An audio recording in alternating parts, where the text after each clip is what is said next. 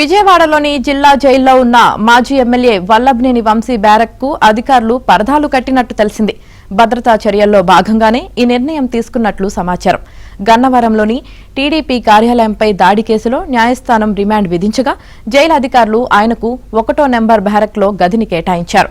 అందులో ఉన్న వంశీ ఇతర ఖైదీలకు కనిపించకుండా కటకటాల వద్ద పరదా కట్టినట్లు విశ్వసనీయంగా తెలిసింది. ఇతర ఖైదీలెవరూ వంశీ ఉన్న బ్యారక్ వైపు వెళ్లకుండా కట్టుదిట్టమైన భద్రతా ఏర్పాట్లు చేశారు. బ్యారక్ వద్ద ఉన్న సీసీ కెమెరాల ద్వారా అధికారులు నిరంతరం పర్యవేక్షిస్తున్నారు.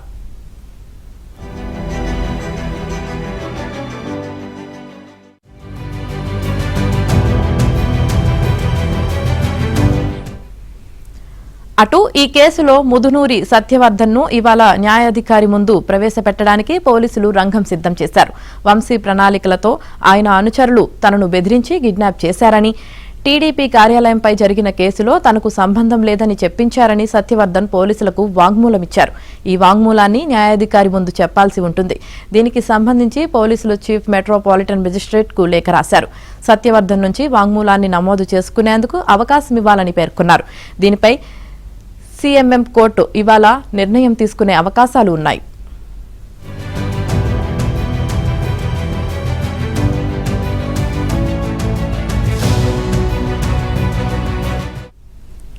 అటు వైసీపీ అధినేత వైఎస్ జగన్ రేపు విజయవాడలోని జిల్లా కారాగారానికి రానున్నారని సమాచారం.